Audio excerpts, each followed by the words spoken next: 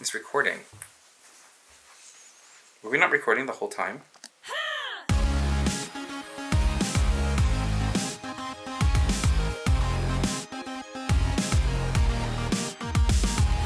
Seems like every road you're on is hit a dead end. There is hope. Let me show. Why, hello, everybody. Happy birthday. Mary Chrysler. A Chrysler? Oh dear. Mary Chrysler. No, Remember don't that? marry a Chrysler. No. But Happy Chemist. Mary Chrysler. No? Yes. Not ringing a bell? But don't marry a Chrysler. They're expensive. They're high maintenance. Marry a Sorry Spencer? to whoever owns a Chrysler, but anyway. Sorry, I'm trying to get my phone to charge so that way we can do this podcast. So we're good. We're good now. You promise? Yes. Well, technology is going to be the way that it is. And speaking of which, for those who are looking at our YouTube and saying, like, we changed the formats and everything like that, yes, it's been easier for me to track and edit Zoom and recordings this way than the other way because technology is not great, and with the time that's available, I haven't been editing. And in fact, currently I'm behind 3-4 episodes, so She is. sorry. So Yeah. by the time you but that see does this, remind me, I have to redo Yes. my audio from the last one because when I sent it to you, it wasn't in a waveform, and it wouldn't let you download. So I have to get that to you. another reason why we're behind. I'm kidding.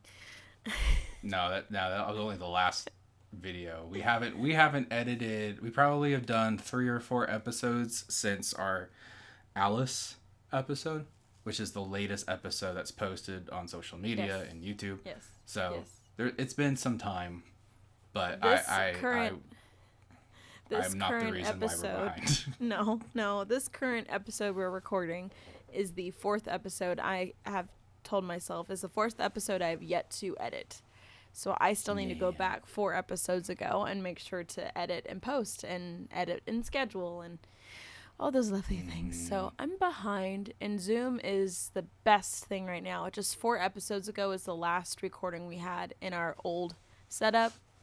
And to be honest, with the time I have available, I need to just lock in and just get it done. I can do it. It's just, I'm giving myself excuses, and it's not good. It's not the best version of myself, and I could do better, and I will do better. So, but She's getting therapy. And coaching sessions. So, yes, I am. Her coaches are like, you can be better than this. Rightfully so. That is what they do. They're so Just kidding. Yeah, no, that's literally what they do, though. Zach, how are you? I'm fine. I'm hot. I'm sorry. That explains why you keep moving around frequently. No, it's just I'm trying to get my mic through, and now my computer is overheating, so I'm just like, ugh, whatever. It is what it is. So You'll hear this. Sounds like a machine is right by my microphone, which is true. It's my computer.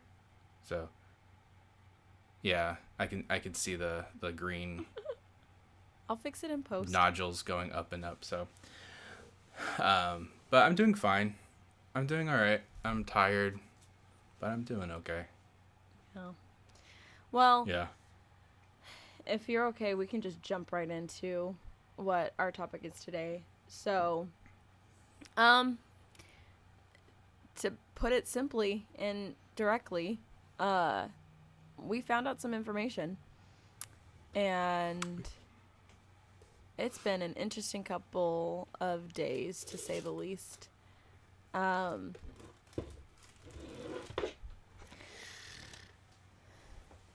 good over there, Zach? Mm-hmm. No, We just found some information, and our abuser is getting remarried. Mm-hmm. That is the news. You're all invited to the wedding. It's not RSVP, so just come all. Come as you are. Yeah. So, to which that was fun. We won't go into the details about how we found out, because That's not important. they're just not. Well, yeah, for one, they're not super important, and also two, they're just. It came about with some privacy stuff, But I found out on a Friday morning at 1:00 in the morning, because that's when Ellie decided to be like, "Hey, are you awake? Can we talk?" And I was like, "Okay." Mind you, hold on. You and I were texting each other till 12:20. Yes, we were. I have the timestamps. Because Mother was, I was saying, Mom, let's call Zach. And she said, he's not awake. I said, yes, he is. He and I were texting 20 minutes ago. And so. No, you were sending memes. You still responded. We were texting. I was just like, uh-huh. Yep. LOL. So relatable. Yep, LOL. So, yes. So, a Friday morning at 1 a.m., we ended up being on that call for about an hour. I didn't sleep much that night. And that was right before my birthday. And so that birthday was fun. And for me, I know, Zach, you addressed that it would affect me differently than you, for the sake of this whole process is still newer to me than for you. But in a crazy, I say crazy meaning you don't normally hear people say, for something as traumatic or as dramatically revealing as this is, I'm somewhat thankful of it, though, because it actually brought me into a new season of processing and healing.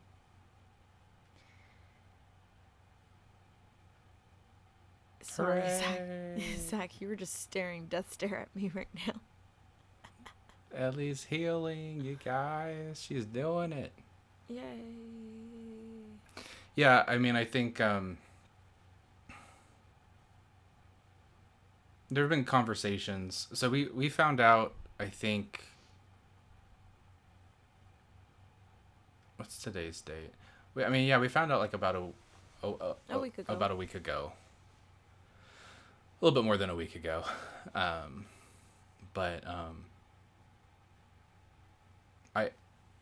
And we've talked since. We've had some conversations since. Yeah. Both as a family, both one-on-one, over text, over phone, whatnot.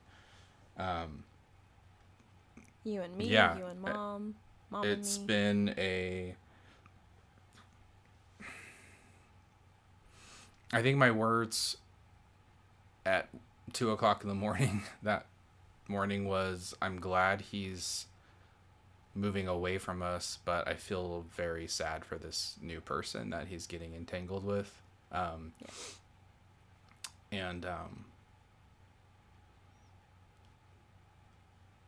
and at first that could probably sound like very heartless. It could sound very far removed, and I'm sure that's how it comes off, from me. But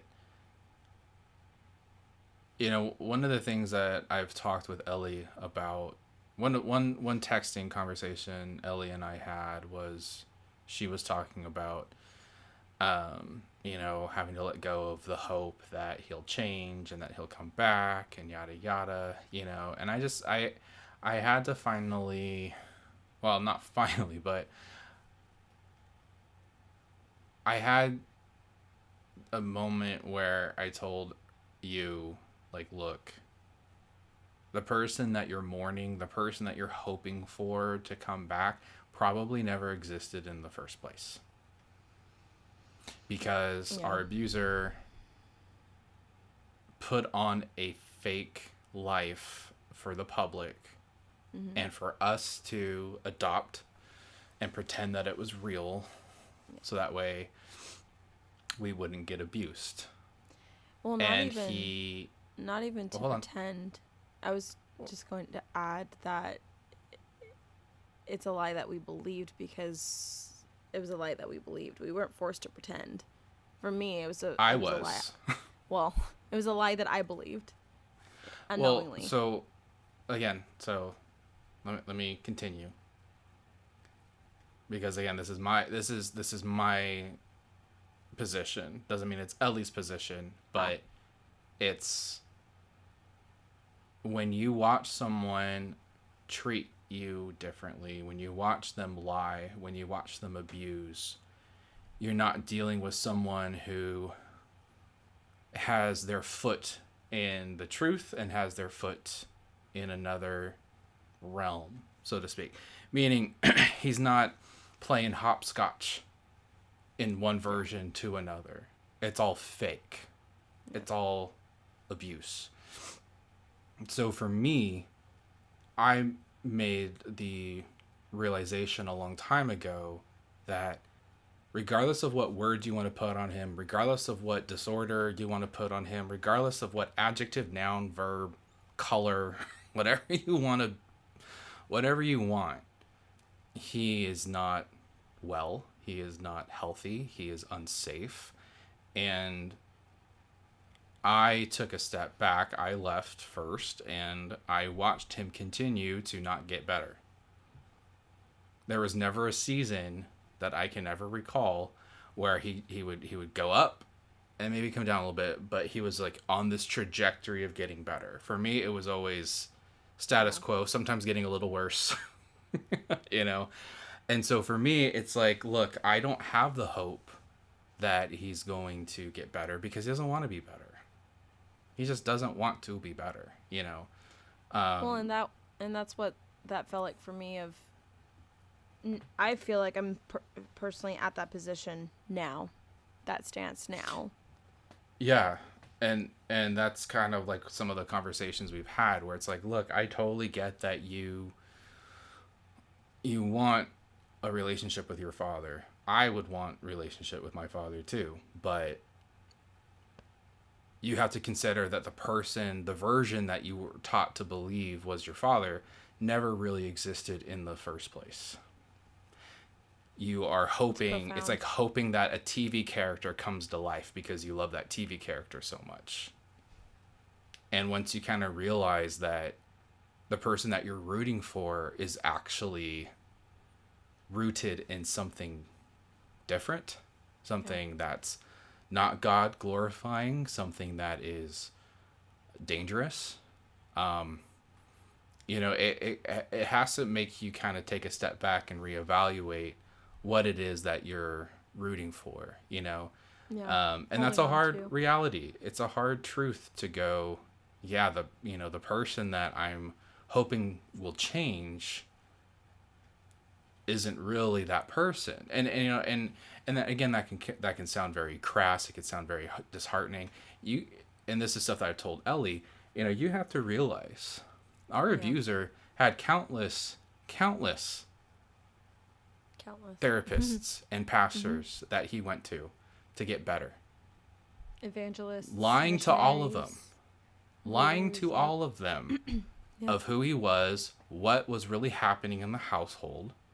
And these are people who actually have master's degrees, PhDs in clinical counseling. So these aren't just people who are good listeners. These aren't just people who don't know better.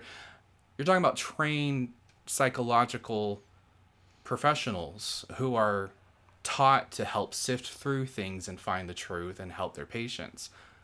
We're working with someone who was able to deceive them, right? So to the point where they were believing the falsehoods that he was perpetuating.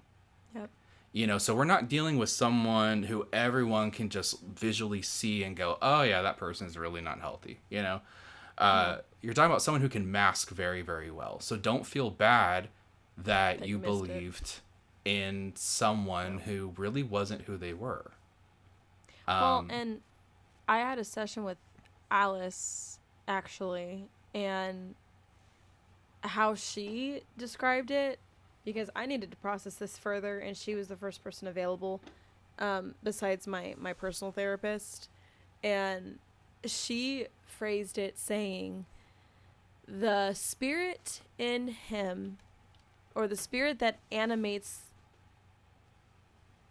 the father that I know, Mm-hmm. and just specifically phrasing it, the spirit that animates him, meaning there, however you take it, the soul that I thought to be my dad is an actor, is a puppet, is a mastermind of not being real. And she said something else that was really profound too. I have it in my notes somewhere away from me, so I can't grab it. But essentially, hold on, I have it on my phone. I'm gonna pull it up right now. Pause for a moment, because this is, I think it's very important. So let me pull it up. Are you there? I had it. No. I'm sorry, She y'all. lost it. I did. Oh no, I found it. Okay, so in order for our abuser to be healed, he would have to be completely disintegrated. But there may not be anything left to heal. Meaning there may not be a soul in him to be healed. Because the spirit, hold on. I wrote it again. Let me find it. He's someone who simulated relationship to consume. Yeah, and before people Yes. start criticizing the theology of not having a soul, Yeah. it's kind of going back to actually our episode with Alice, where she said, theological perspectives of depravity aside, you either say yes to God or you say no to God. Mm-hmm. And when someone has been operating in a deficit for 30 plus years and God is not at the center, you don't just you don't just sit in a vacuum where you don't increase or decrease, you just stay stagnant. Yeah. You end up getting worse. And who knows if everything that once made up him as a true, authentic person has been edited out because of what he has transformed himself into. Yeah. There may not be anything real left to hold on to. And that's what I kind of mean, where, like, in my experience, it wasn't like a Dr. Jekyll, Mr. Hyde, where he was multi-personality and his real self was there, and then when times were hard he would revert to this toxic version of himself, but we were always waiting for the real self to come, and that's what we were holding on to, and that's what we were praying for. To me, if I'm being honest with myself, yes, there were moments where it wasn't bad necessarily. Like, it wasn't quote unquote bad, meaning abuse wasn't outright in our face where we were getting abused, but there was never peace in that house. There was never this godly protection. I mean, yes, God was protecting us, but there wasn't a cover. There was no peace, and there was no, he just was who he was. Now, it's different with Ellie a little bit, because the version that she got was not the version that I got.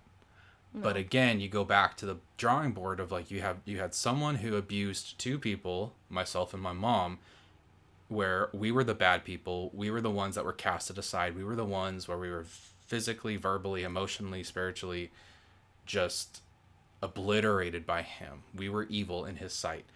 and he decided to convince his daughter Ellie and our brother to see us the way that he saw us, and convince them that my mom and I were the bad ones, he was the good one, and he needed to protect them from us.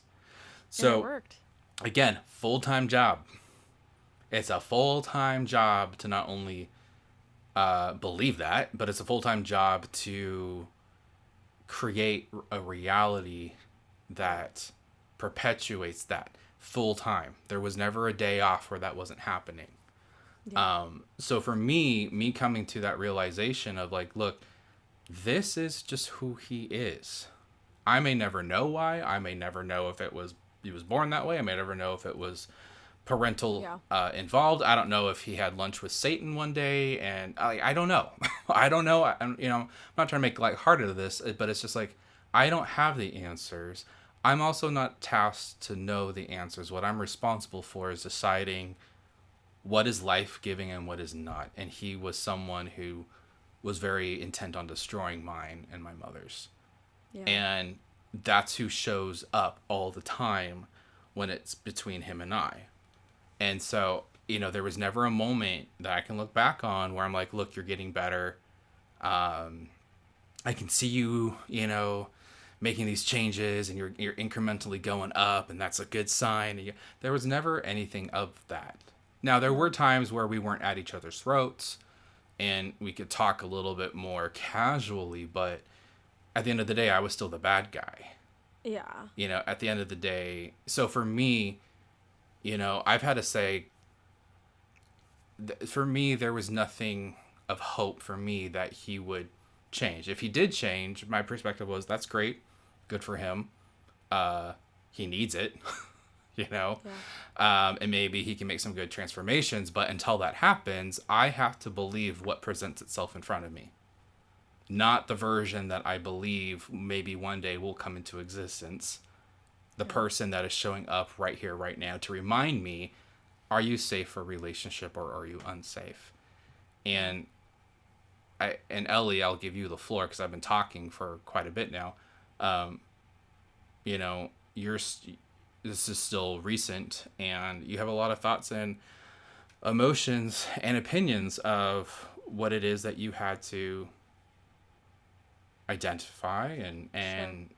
where you're going. So, why don't you talk about how the last week and a half has been for you? I was very, is distraught the word? I was very, I know I've been healed from anxiety and depression, but I was feeling depression trying to claw back in. And that was really weird to experience. I wasn't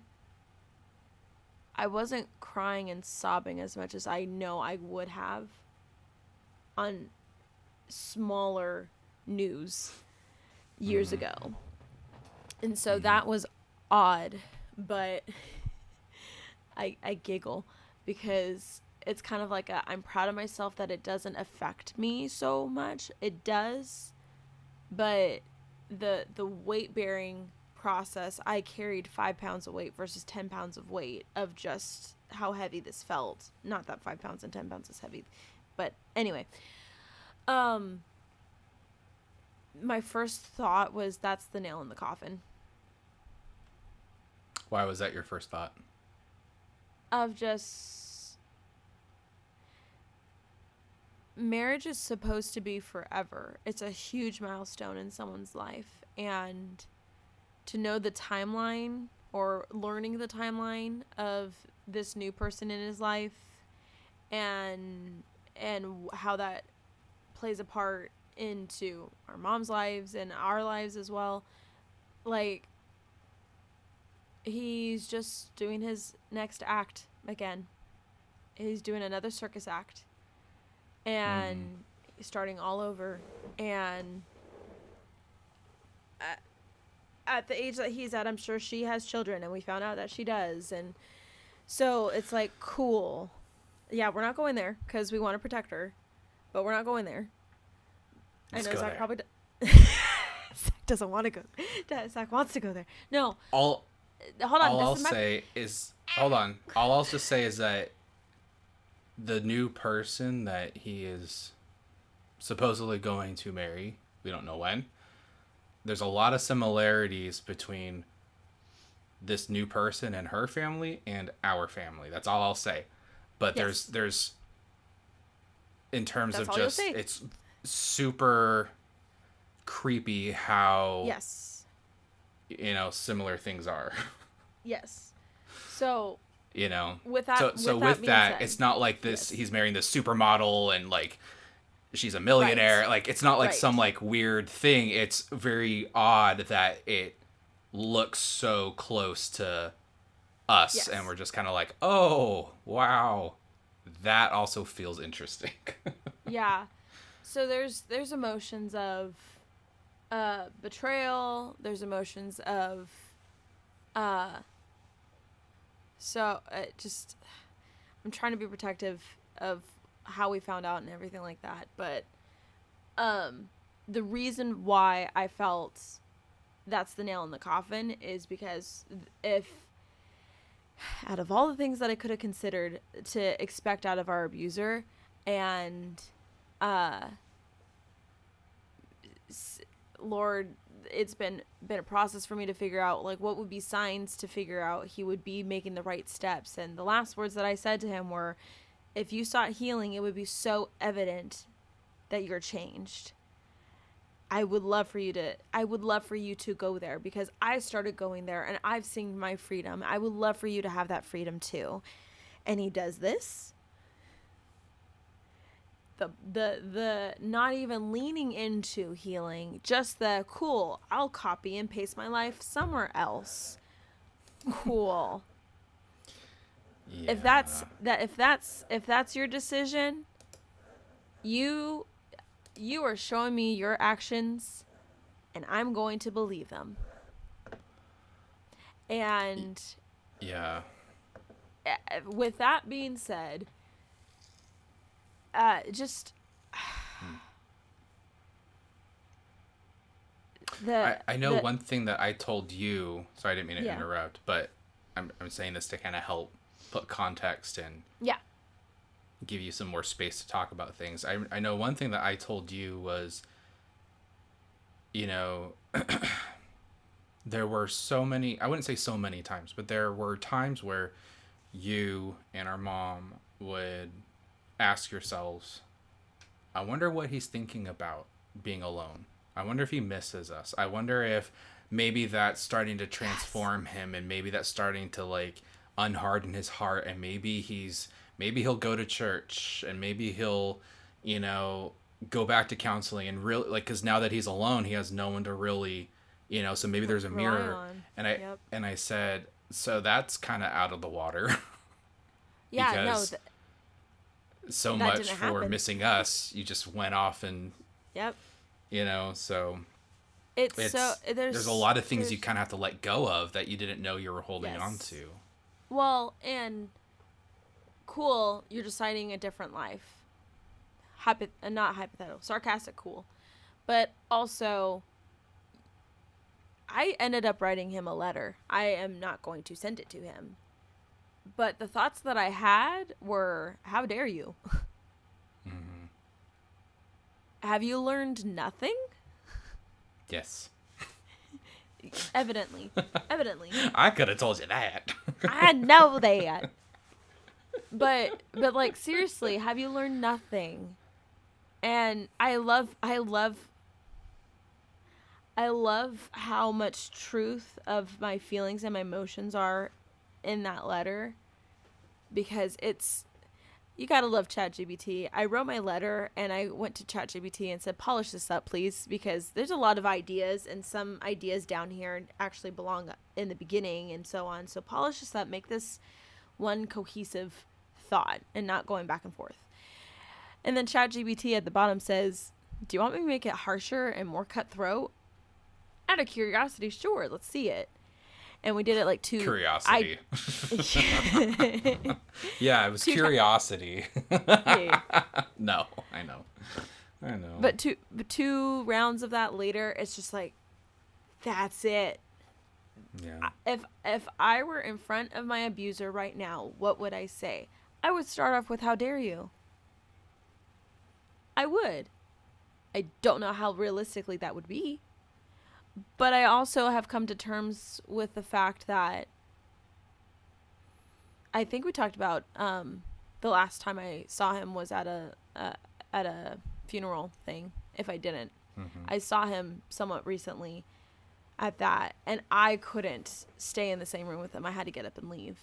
But I realize now, looking back at that with Alice, I couldn't spiritually handle being in the same room with him because I know he is evil. What he has done, what he has portrayed, what he has done to me, to my family, is outright evil. And my spirit cannot handle being in the same room with him, just like the evil and the God can't be in the same room. Not that I'm God, not that he's Satan, but when those spirits are together, I could not stay in that same room with him, and that's why I left the room. So knowing that, I don't know how realistically he and I would be in the same room and I would say, how dare you, to him. But I know with the power of the words in that letter that I have, I ended up giving that to the Lord. And oh my gosh, that was such an emotional process. That was such a spiritual intercession I had with the Lord and experiencing him with this letter. Because it wasn't just, how dare you, have you learned nothing? It was, God can't honor you in the decisions that you're making. You still have loose ends with your blood family, and you're going out and doing this next journey, and you think that this is going to be a blessing for you. You haven't even restored relationship with me, your own flippin' daughter, your first blood child. Like, how dare you? That is, I'm not going to name names, but that's crazy. That's wild. Why? You know what? And it's funny because, like, it's not funny. It's just No, it's not. Unfortunate because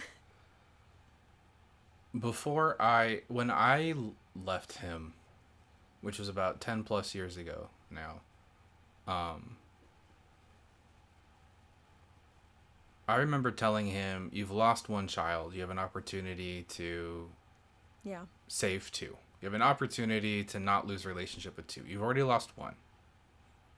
In the grand scheme of things, if he ever got better, my position was, cool, we can be cordial. I can be part of a family, but I'm not doing intimate son-father relationship, you know? But that's what I told him. I'm like, you have an opportunity here because parents were separated at that time. You have an opportunity to have a better relationship with your wife and your two kids and not screw this up. Because you lost. You already lost me. You know, and that didn't motivate him. Well, and you know, and so it's just like, sorry. What's wild? I remember texting you earlier this week, and I said, this is so nutty, trying to explain to somebody, because I ended up telling two main like supervisor people at work, because I didn't want to feel so mentally alone in this. I wanted to at least someone else knows that this is going on, not as an excuse, but to know I'm not fighting this on my own. And then also, just, can someone listen to me is honestly where my spirit was. And so I shared with one supervisor, and their response was somewhat a cookie cutter answer. And I was trying to portray to my supervisor, no, you don't understand. This person didn't just lie to me for 20 plus years. He physically attacked, intimidated, and chased me. He made it known that he's going to do damage to me. And even then, it was really hard to try. Mind you, we're in the building, we're in the restaurant. We have to be in a certain headspace to operate the restaurant. I get that. But I was texting Zach earlier this week, like, this abuse, this type of abuse is so isolating. It is so alienating because when sharing it, it's hard for me anyways to articulate the specifics for someone to understand it in their language as well. And people are saying, well, don't lose hope, and I'm like, there's no soul to have hope for, God, he's going to deal with him. God is going to deal with him. That's plain and simple. I've made my boundaries, and that's it. Well, don't lose hope. That's not what I'm doing. I'm just making sure God deals with him. Because, Zach, you couldn't handle him in terms of having this great power catalyst moment with him. Our mom didn't. I didn't. Not that we're supposed to. We're not supposed to. But God, you're going to deal with him. And in the right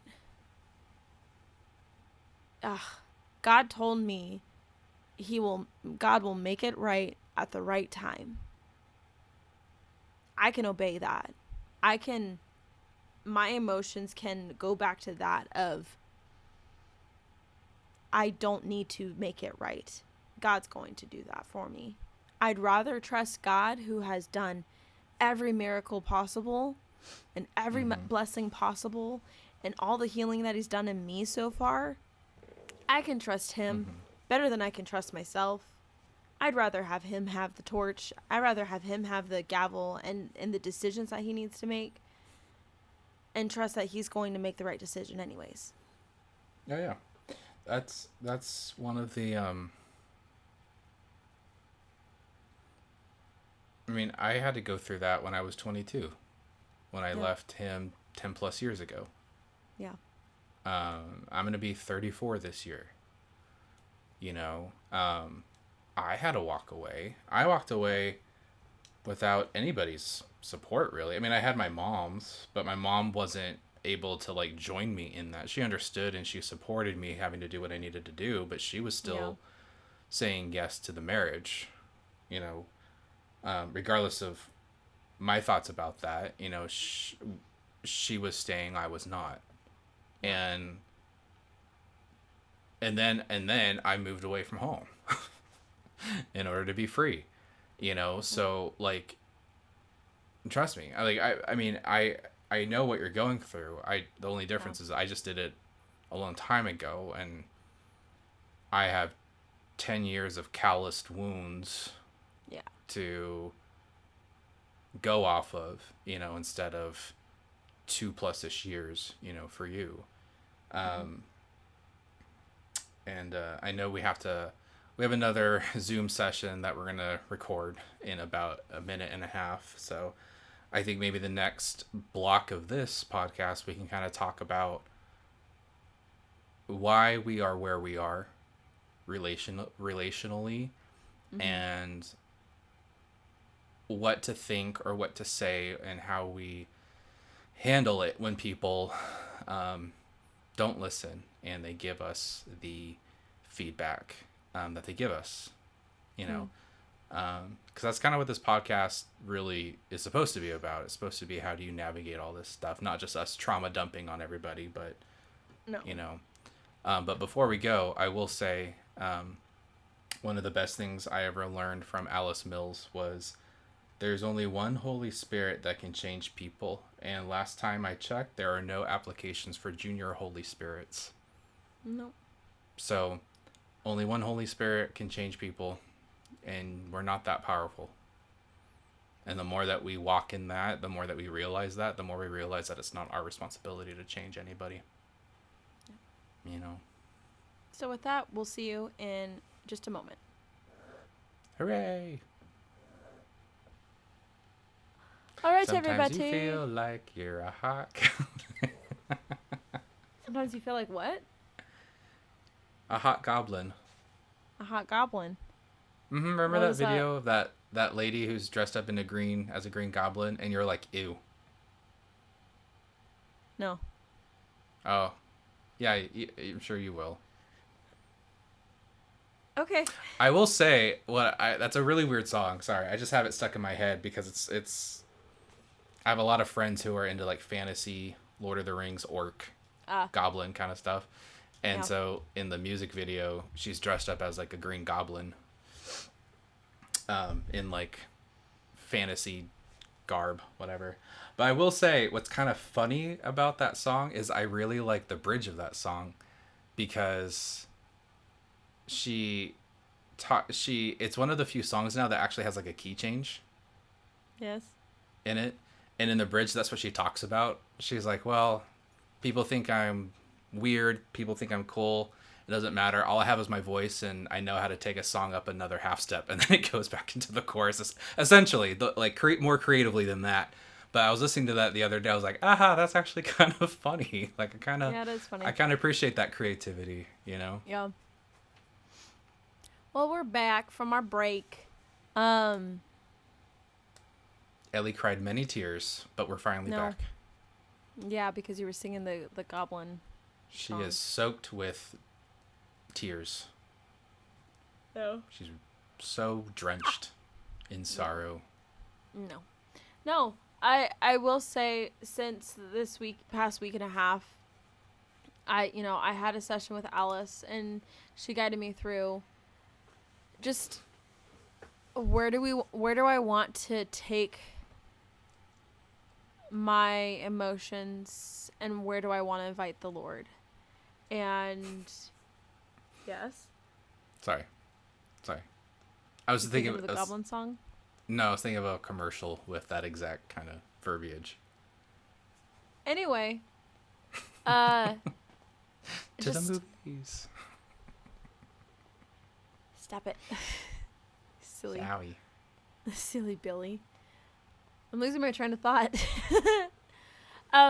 Essentially, after all that I was processing and giving this letter to the Lord, there just came a point where I said, "Stop it." Yeah, stop it. Point. Zach just keeps laughing at me. Zach's a meaner. No, I'm not. I just have a good sense of humor and I laugh when appropriate. Okay. In my session with her, I essentially just came to the point of I want to I am still yearning for his healing. Like, I'm still holding on to that. And it was really profound where she said, so ask God to take it. Or she said, give it to God. And I said, I don't think I can give it to God. So she said, you're allowed to ask God or even give permission to God for taking things away.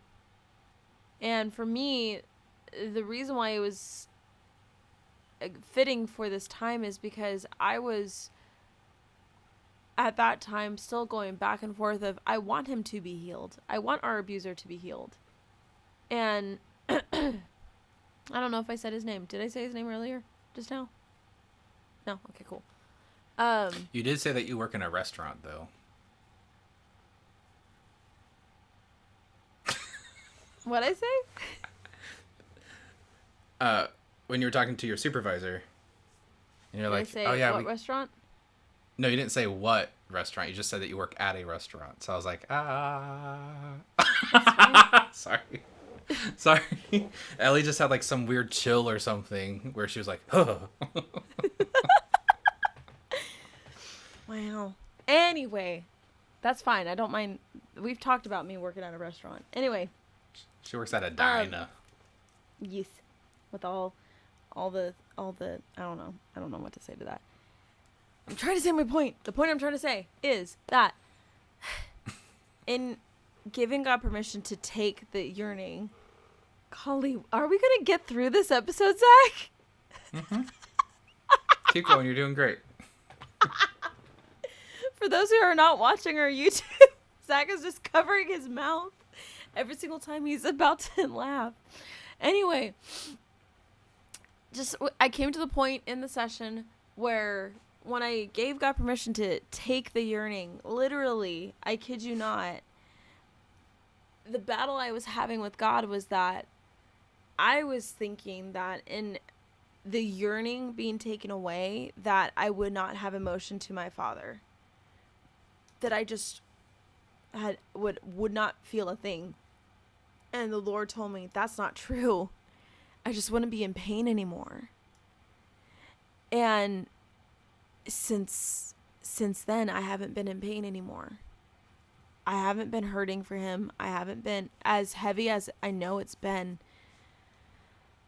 Not that I'm not feeling anything for him. I wish he would be healed, but it's not so heavy on my soul where I'm holding so tightly. Like it's I'm thinking of just for something to be held so tightly, it ends up causing burns and like a what is it called, like a rash of some sort when it is so tightly wounded onto your hand, something of that nature, where it's leaving a scar in an area for me to hold on to something so tightly and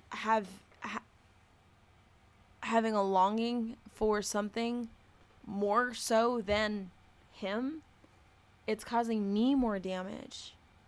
Yeah. And yeah, in letting that go, thank you, God, because there's so much freedom for me to be able to continue to walk into what God has for me, not what I want for me, being his healing. But I'm able to let that be in God's hands. Yeah? Why are you making a face?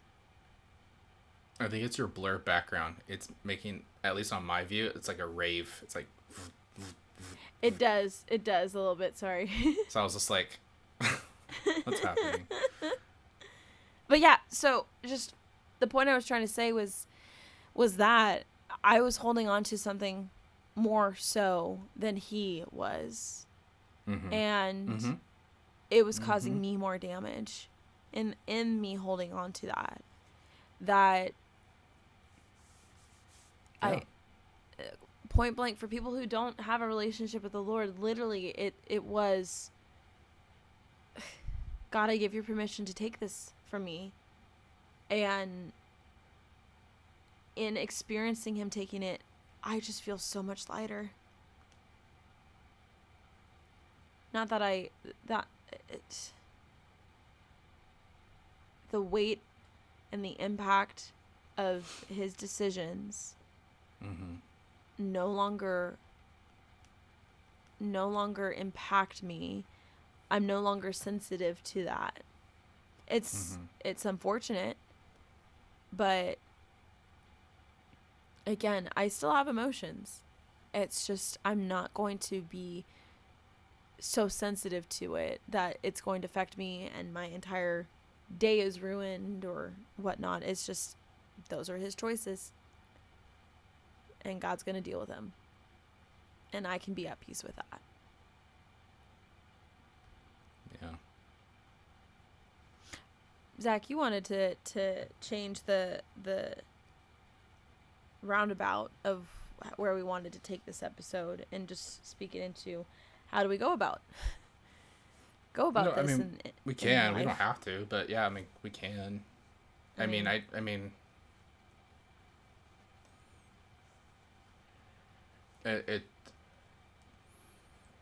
we can allow it to go wherever it's supposed to go, you know.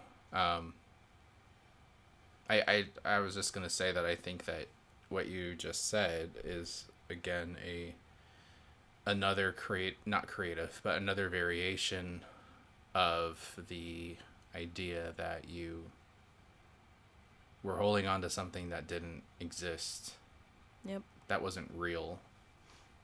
And if you do a derivative, if you do a further dive into that, your abuse was brainwashing. Mm-hmm. Your abuse was him lying to you about the truth, instilling into you a different truth. And in the midst of that, you already made already made changes and progress, and you've made peace with the lies that he caused you to believe, but you never confronted the lie that was him. Yeah. You know, you made all those steps and pursuits of healing in areas where you were redefining the truth and really seeing for what it really was, and looking at your past differently, and, you know, really confronting all of those lies. But one of the missing pieces was he lied about himself as to who he was. Yep. You know, and not just, and of course you kind of like, you think like, oh, well, of course he kind of lied about who he was. He made himself to believe that he was this, you know, this victim, right? Or he was the good guy, but not facing it goes that deeper in lie that. head on. Yeah. Yeah, it goes deeper than that. It's the person that you were holding on to. Mm-hmm. Really, he's. It the was idea a of facade. him. Yeah, well, the idea of him that he made me believe his character Correct. to be. It's not him. What's him is who he shows up to be. Yeah. What's him is the one who yelled at you, stormed after you, yes, and threatened you. Yes. That's the real. That's not that's just him in his angry state because he never went to anger management in his life. No, he did. I remember he those. Did. Yep. I did too. He either went to them or he taught anger management. I can't recall. Probably which. Both. Knowing. But probably both. I don't know anything, but probably both. He but that wasn't his problem. That wasn't poor guy just didn't know how, he just couldn't self-regulate and just flew off the handle and now he's better. It's like, no, that's him.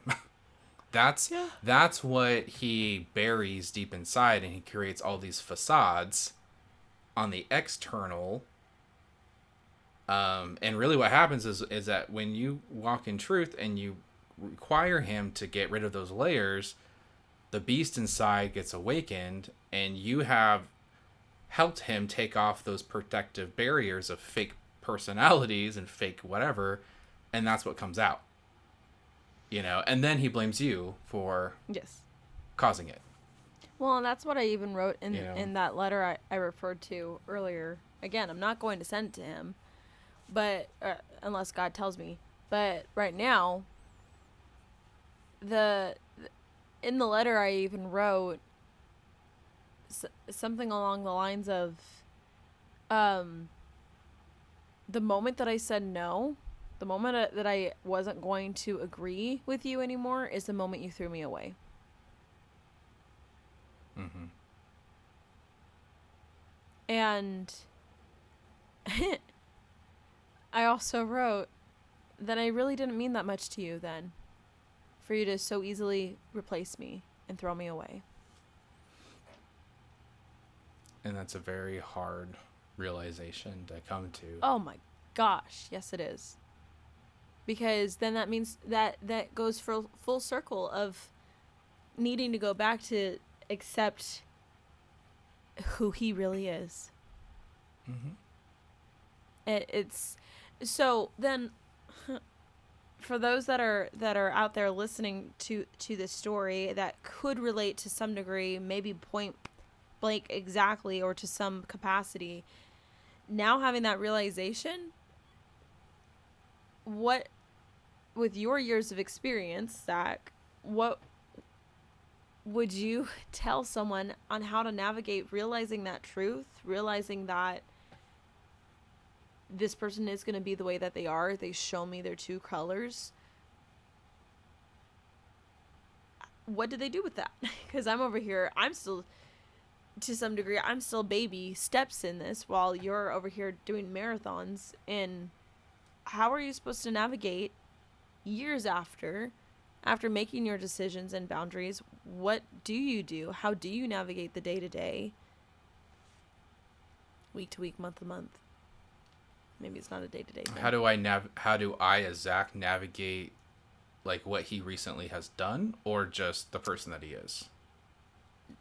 just accepting someone who's supposed to be such a staple into one's life, being a parent, being a relative of some nature, and knowing that in our case we have a father that doesn't love us. Mm-hmm. And how are we navigating that on the day to day, and reminding ourselves the truth, because currently I find myself needing to tell myself constantly, being just recently detached. So now you years later, Mm-hmm. how do you see yourself just navigating everything? It's, to me, it's, I don't really navigate. I said goodbye a long time ago. It's like how do you navigate your Ellie's first boyfriend at age 17? You don't. Yeah, that's valid. You Think don't. about You them. said goodbye. Yeah, Yep. there's moments where you think back. There's things that remind you of said person, and you're like, oh yeah, remember when I was so unhealthy that I settled for that? That was fun, you know. But like, I mean, is there pain in it? Sure. Is there discomfort? Sure. But I don't walk in it on the daily. I said goodbye a long time ago. And for me, that was just more. I made a choice that I would rather be homeless, sleeping on someone's couch and be free, than be in the mercy of a tyrant who had no issues abusing me, just to say I had some semblance of a family. Yeah. Like, I would rather that's be valid. alone in the corner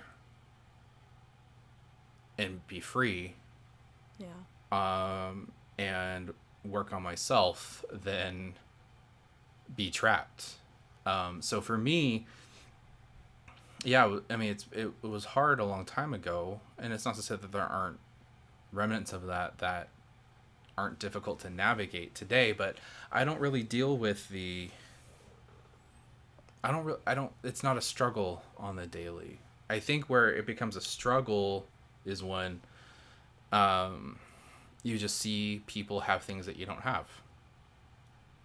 I think one of the biggest things that I realized maybe like 4 or 5 years ago, I was listening to Joyce Myers, and she had some speech where she was just saying, look, I had to realize a long time ago that I'll never be able to go to my dad to teach me how to change a tire or change the oil in my car, or come to him with a really difficult decision and get his wisdom and view. I won't have that. I never had that. I won't have that. That's not in my life. And I realize that other people will have that. And there will be a deficit, because that's a very core wound. Yes. And the only thing that I try to do is just make sure that I'm the healthiest version of myself. I will always have a scar there. It doesn't mean that I'll always have issues there, but I have scars. And because I said goodbye to him a long time ago, my position with him back then was, we can't work on being healthy together. I need to do this on my own. If there's an opportunity in the future, then fine. But like, to do it together, fine. But it's not going to be now. And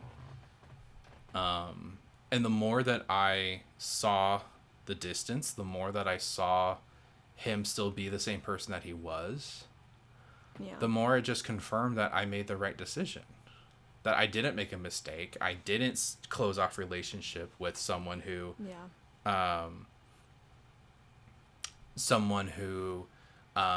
could be better, right? Meaning, like, I didn't make the wrong call, and because of my pain and my hurt, I cut off relationship, and I was the bad guy, right? Everything just kept affirming. And I think for me, I am very justice based.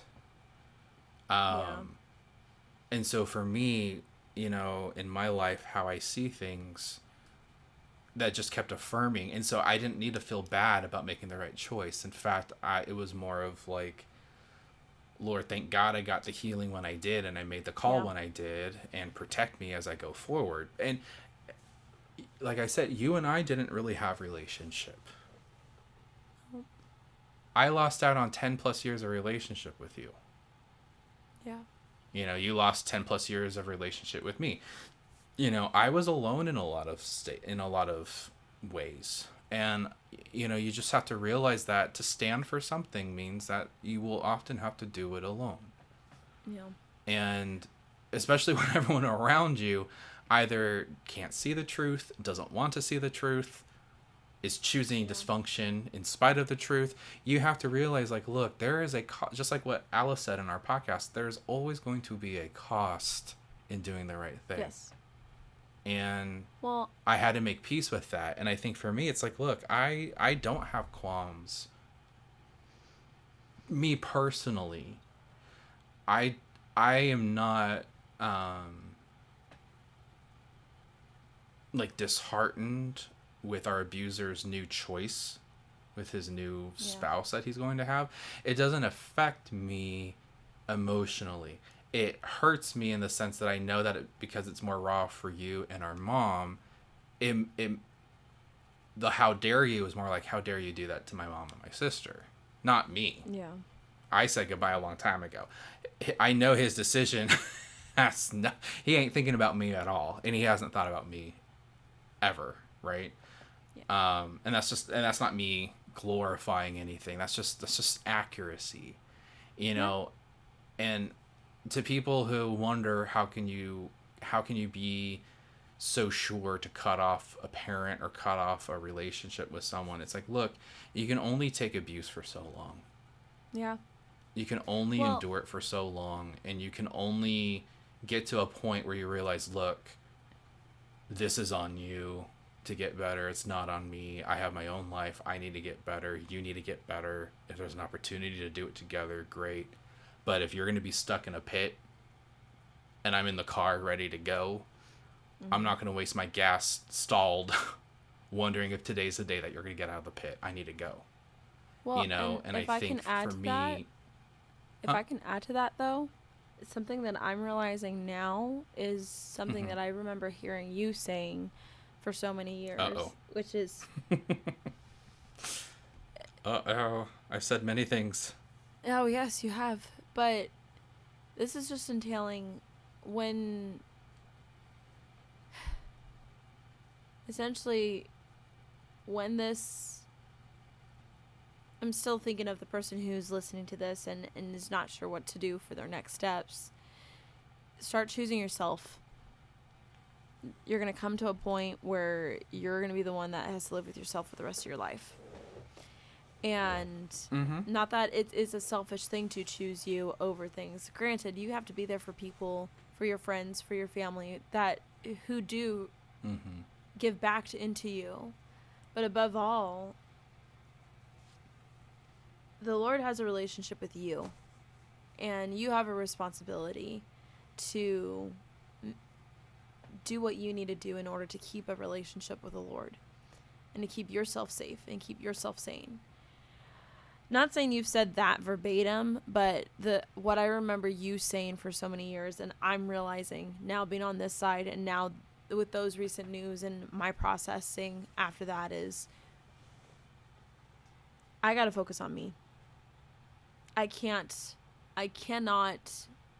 put myself in a position where I am longing for someone to get healed and they're not getting healed, and someone else in my corner to be the friend that I want them to be, and so on and so forth. At the end of the day, if people aren't showing up the way that I hope that they could show up after I've asked them to, hey, this is what I need from a friend, this is what I need from a father, I shouldn't have to say that to my father anyways. But in realizing those things are not being met, cool, I'm gonna let go. You let me know when. And in this case with our abuser, it's not gonna be a when. But it's just you show me who you are, and I can't maintain this. I can't work harder for our relationship than you are. Yeah.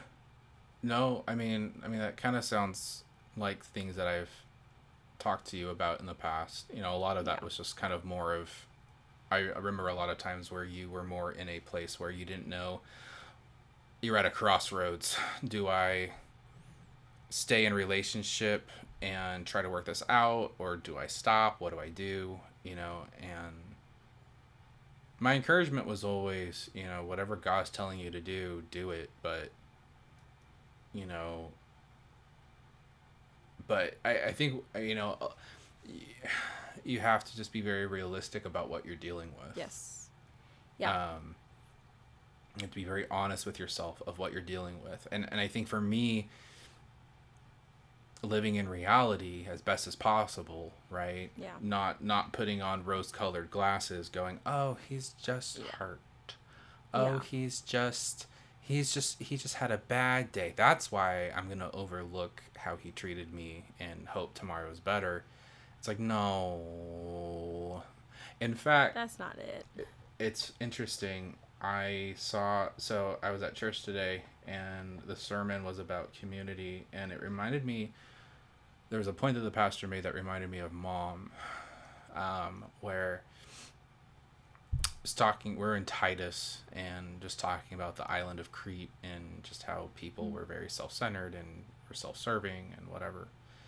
And the pastor was saying that what makes a home healthy is people willing to repair. And that's a choice. It's not, you don't get to walk into your house and just go, "Well, I feel this way, so everyone's just gonna have to deal with it, and they're gonna have to deal with my harshness because I had a bad day," and they get to deal with my raised voice, and they get to deal with the fact that I made a list of someone's calling me. I made a list of chores and no one did it. Now I have to do it, or no one did the laundry. It's like, you can do that, but that's not what creates healthiness. No. It's repair, and it made me think of Mom, because I remember one of the things her and I were talking about, because I asked her a long time ago, not recently, but like a long time ago, like when the divorce was going through. I asked her, like, "Do you ever see yourself?" I told her I would hope one day that you find someone who treats you right, because you're kind of 0 for 2 right now, unfortunately. My father, your father, and she made a comment that I was reminded of in this sermon, because the sermon was, the only way that you create a healthy household is people committing to repair. Yeah. Mom was robbed of that. Yeah. She was. And I remember when I would ask her about future relationships, she's like, "I don't even know if I know how to be a good wife, because I was never allowed to be. I was abused. I don't know what being a good wife really looked like the actions of a good wife. I don't know what that looks like in a healthy receiving end, because I just don't know that world for 30 plus years. I don't know if I would get into another relationship this late in life." And it just reminded me, like, yeah, our abuser robbed us of the ability to have healthiness in our lives, because there was never an option to repair. The only option was serve him. Yeah. And, that's just, the more that you look at those things, the more that you do reflection on that, that's where I feel like you get your clarity. And then you as a person get to decide, look, are you going to keep signing up for that? Or are you going to finally choose you?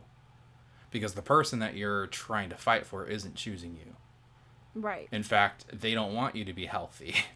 Being healthy is a direct threat to their livelihood, their reality, Well, and if you're healthy, you realize that you don't need them.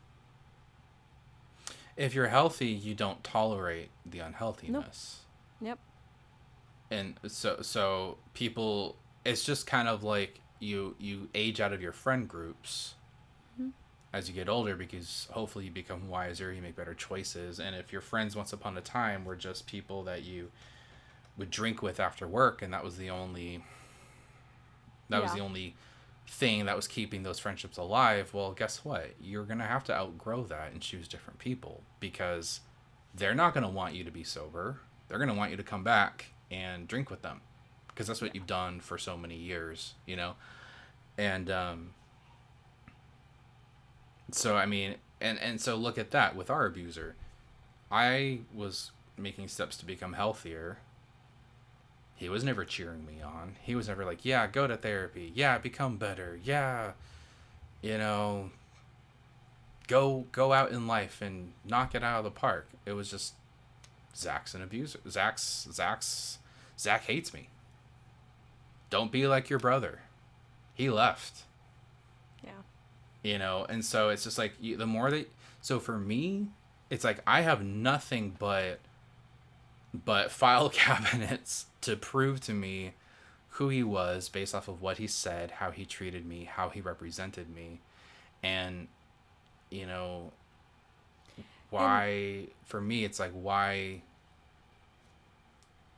What is there to mourn after that? I already said goodbye to that a long time ago. I think that's one of the things that I told you and Mom when you called me that early in the morning was like, or Mom said, someone said we should probably do a funeral, and I said I did that a long time ago. You guys, I'll join you though, but like I have nothing. I will have nothing to. Oh, Alice was telling me that. She was telling me that in my session, and I don't think I need to do that anymore. Unless God tells me to, but for how things ended and him taking the yearning away, it's as if I've already grieved my final grieve, quote unquote final grieve, because I'm sure things will come and emotions will happen because I prayed for that. But yeah. I was gonna say, and additionally to what you're saying, I think it's also important for people to know that just because no one, or just because there's people out there that are not listening for your cry doesn't mean that's your excuse to stay.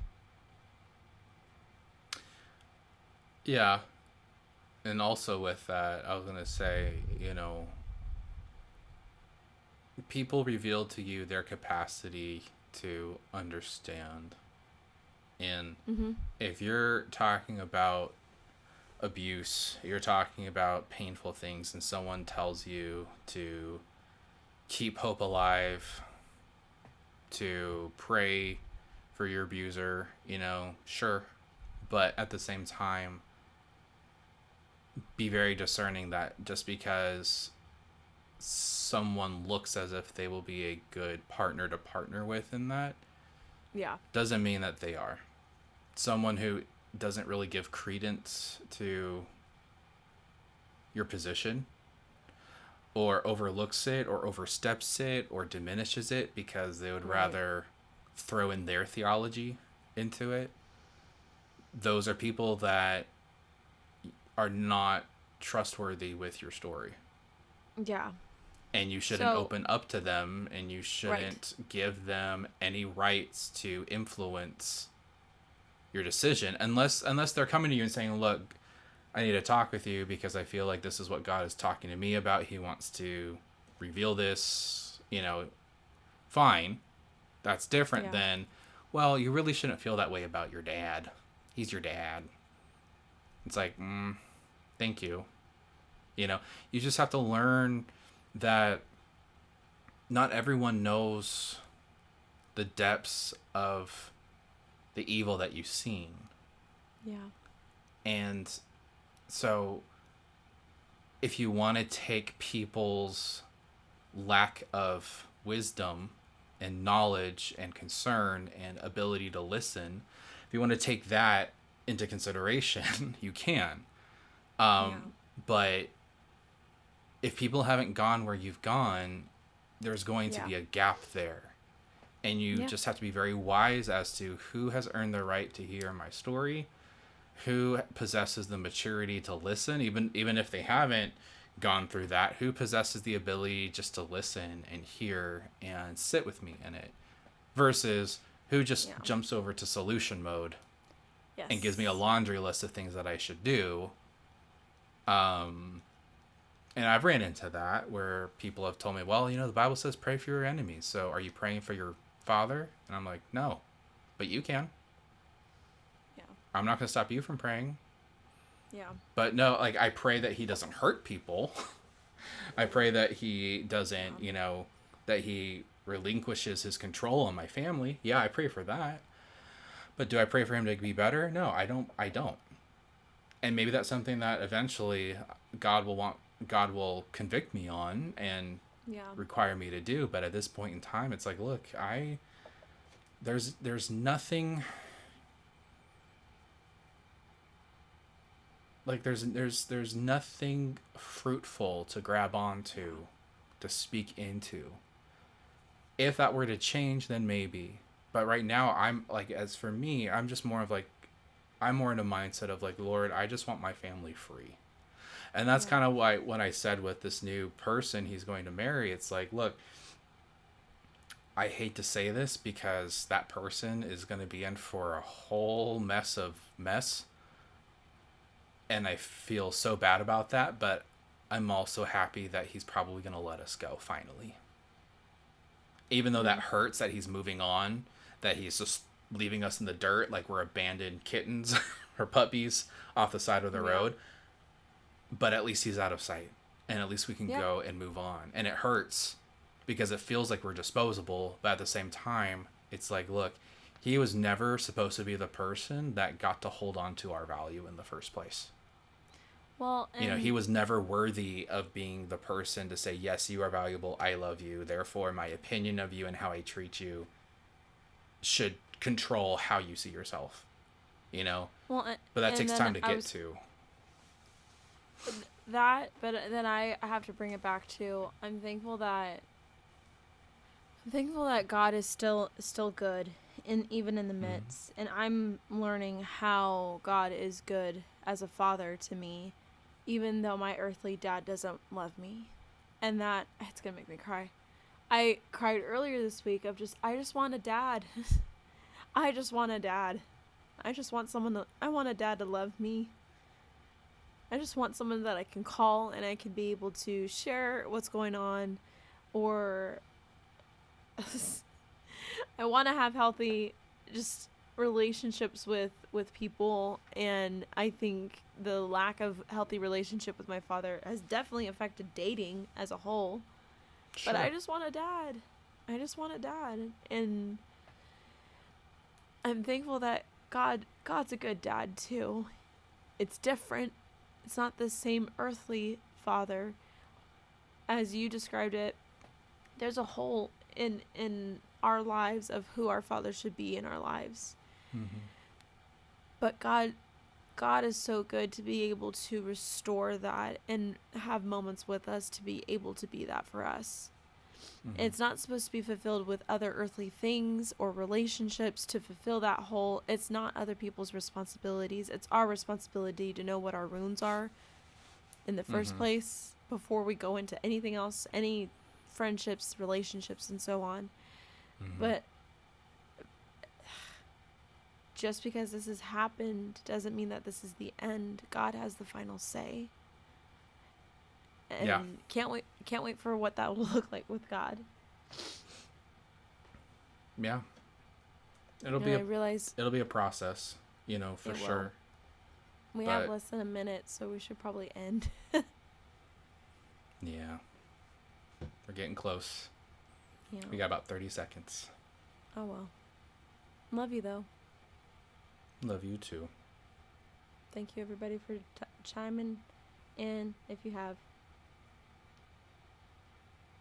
Yeah, if you have questions, comments, comment away. All right. Bye, y'all. Ask Ellie what her favorite dish is to make at the restaurant she works at. Right. Bye, everyone. Bye, everybody.